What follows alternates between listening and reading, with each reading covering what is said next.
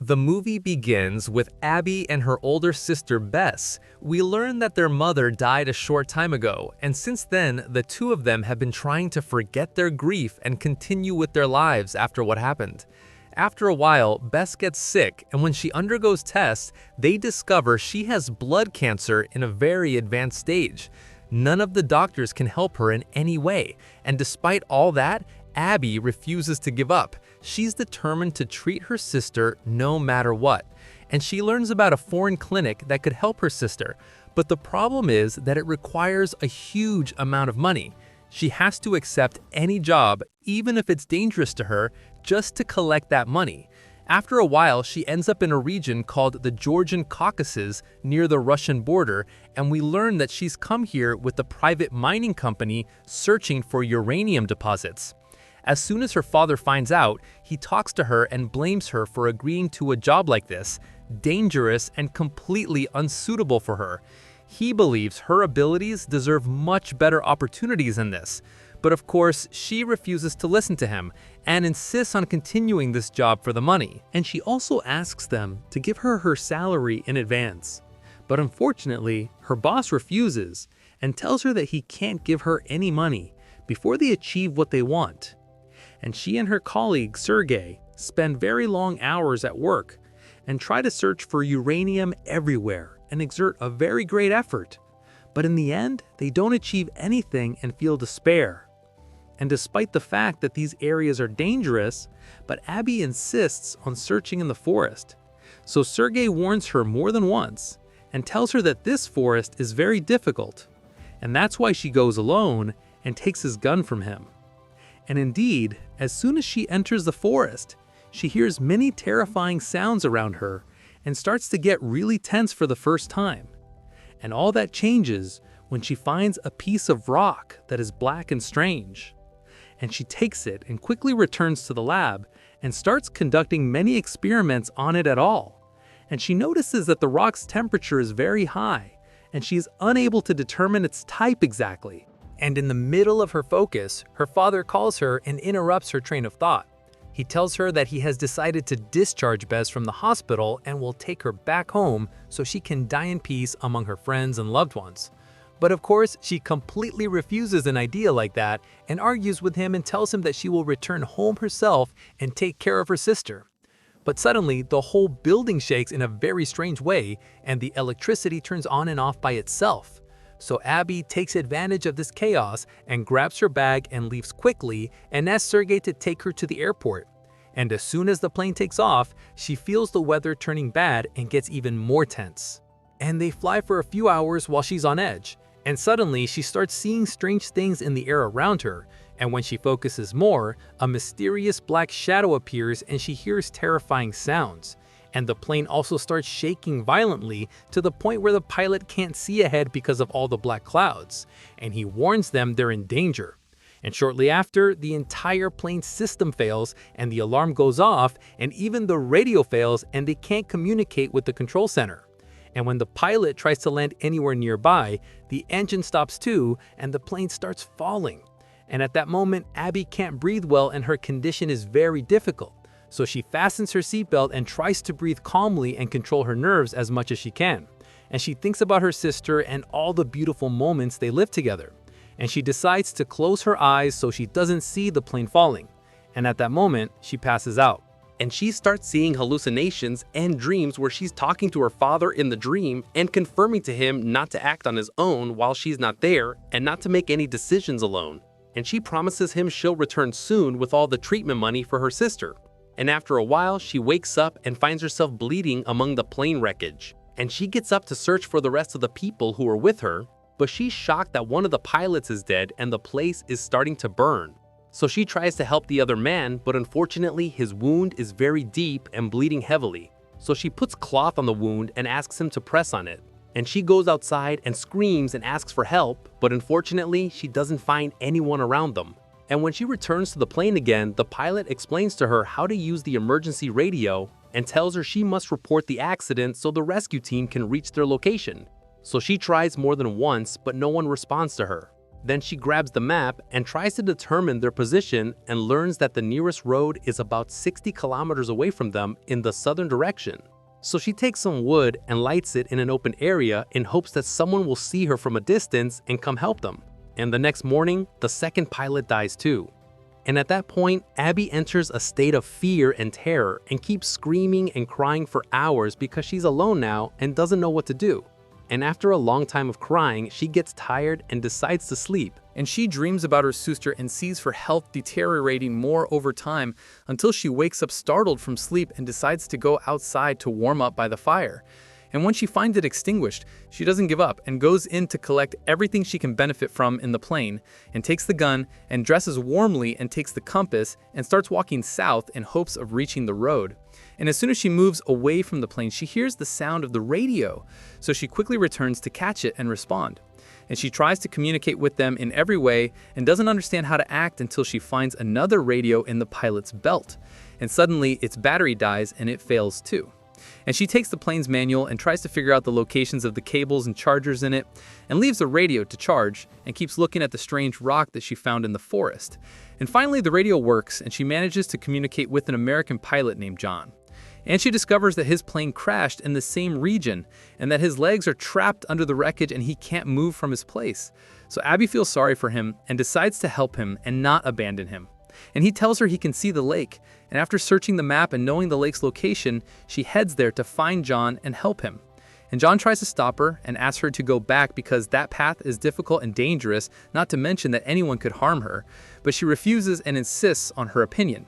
And they keep talking to each other the whole way, and John asks her about her job, and she tells him everything about how she had to come here to work this job and collect money to treat her sick sister. And then she sits to rest so she can continue on her way because she has to climb a high hill. And John tries to encourage her to continue and not be afraid on the way. And at that time, she remembers her sister's words to her, that she doesn't see any hope in the treatment, and it's better for her to accept reality and let her die in peace, and there's nothing worth fighting for. And she starts talking to John about her sister, and from all her kind words, John sees that her sister is lucky to have her because she's very kind and strong and sacrifices herself to save her sister. And after climbing the entire hill, she realizes she has to change direction to reach John because that path is blocked. And she faces great difficulty and doesn't notice that the whole path is full of the same black rocks. So she continues normally and enters the forest. And when night comes, she decides to rest until morning. And John explains to her that he no longer feels his legs at all and doesn't even feel the pain like before. So Abby realizes that's a very bad sign because that could mean his legs might be amputated. And she starts lighting a fire to warm up and sleeps next to it, trying to reassure him as much as she can. Unfortunately, the weather turns and it starts raining, and she finds very high heat coming from her bag. So she remembers the rock with her, takes it out of the bag and holds it in her hand. And as soon as she touches it, she feels it reacting to her in a very strange way.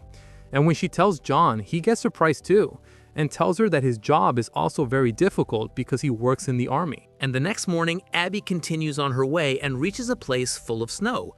There she faces great difficulty walking on that path and gets happy when she finds a river nearby. She sits next to it to rest a bit and also fills her water bottle. After a few hours, she finds herself among many mountains and has to climb other high places. Unfortunately, while climbing a mountain, she stumbles by mistake and falls, and her leg hurts a lot. At that point, John feels sorry for her and asks her to forget him and go back because he's afraid something will happen to her because of him. But she refuses and asks him not to talk like that, insisting on reaching him and helping him no matter the cost. She asks him to encourage her instead of that useless talk he's saying. In the end, John gives in and sees that it's her choice and she's free in it. He wishes she reaches him safely. She keeps climbing the mountain for a long time until she reaches a certain place and doesn't find anything to hold on to, and the situation becomes even more difficult for her than before. As soon as John knows what she's in, he suddenly hangs up the line. Of course, she's surprised and tries to reach him, calling him more than once, but no one answers her. She stays in her pace thinking how to act and get out of this area without any losses. She tries to calm down and think clearly. then grabs the rock in her hands to use it. Suddenly, she recalls the doctor's words about her sister's condition, confirming there are no miracles and her sister's state hasn't changed. Strangely, the rock begins to transform in her grip. She manages to stabilize it in a shape, climbs onto it, and finally reaches safety after immense struggle. She pulls the rock back to her, unable to believe she's made it. Then, she spots the mysterious shadow soaring overhead, emitting the terrifying sounds she'd heard before. She grabs her binoculars, scans the distance, and realizes she's close to a military base. She gathers grass and wood, starts a large fire to attract attention, and carves an arrow pointing in her direction, hoping they'll find her. Finally, after long hours, John calls her again and reminds her she must not attract attention to her location, because if she falls into the Russians' hands, they will torture her and consider her a spy. That means if they see the signal she's left, they'll reach her easily and she'll die. From extreme tension, she stumbles and falls from height. Her legs get injured. Exhausted by John's words, she hangs up on him and tries to treat her legs so she can stand again. Suddenly, she hears someone approaching and spots a soldier on patrol, circling the area. She attempts to flee quickly before he catches her, but since she's wounded, she moves difficulty. Snow doesn't help her walk. She grabs a stick, leans on it to move faster and bear pain. After passing through forests safely, she finds abandoned buildings ahead, decides to enter one to hide and rest. Inside, everything is destroyed. Pictures of families who died due to Russians and their occupation of the area. She searches everywhere until she finds things to light a fire with. From extreme hunger, she eats moldy bread, but can't stomach it and vomits immediately. She retrieves the first aid kit she took from plane, bandages her arm wound, and uses medicine to ease pain. She pulls out her sister's photo, stares at it for a long time, remembers how her sister suffered from illness in her final period, and falls asleep. She wakes up the next morning to a noise outside and discovers the same soldier circling the house she's in. Terrified, she tries to lock the door, hides behind the window, and stays completely silent. Luckily, he doesn't see her. While he's on the other side, she grabs her stick, reaches for her bag from afar, and pulls out the gun. But it makes a loud noise. The soldier locates her, starts pounding on the door to force it open. As soon as he enters, he's ready with the weapon. They threaten each other simultaneously. The man speaks Russian. Overwhelmed by fear and panic, she shoots him in the leg. He falls. She runs over, takes his gun and bag. He keeps cocking, revealing his name as Ivan.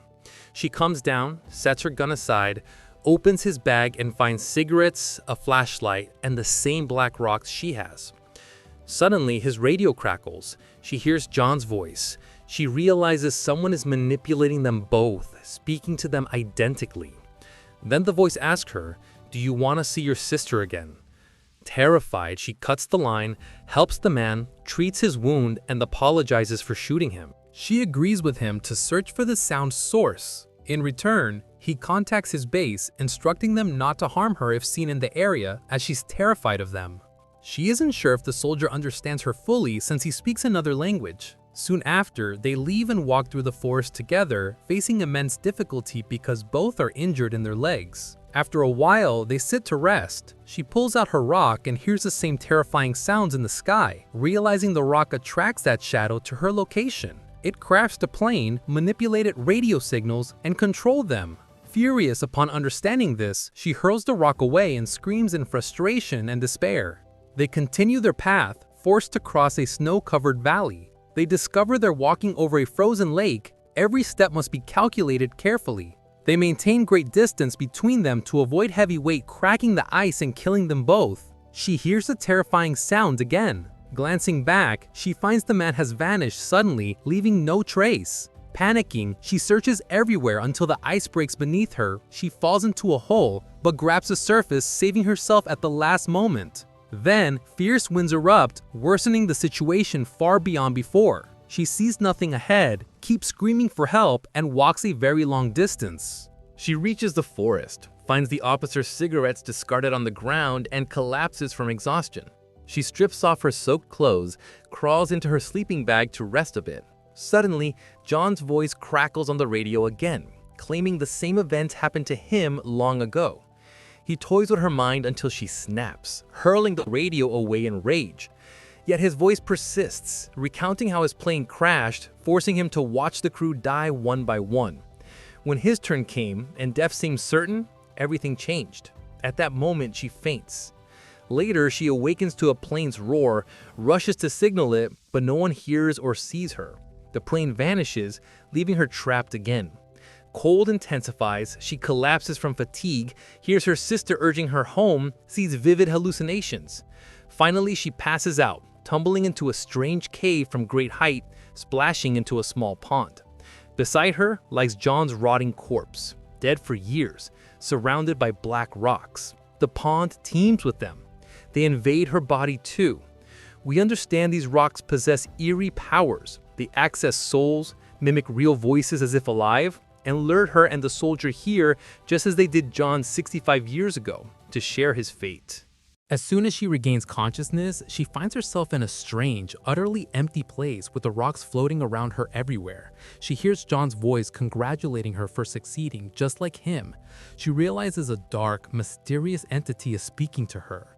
Furious, she accuses it of causing everything and demands to know why.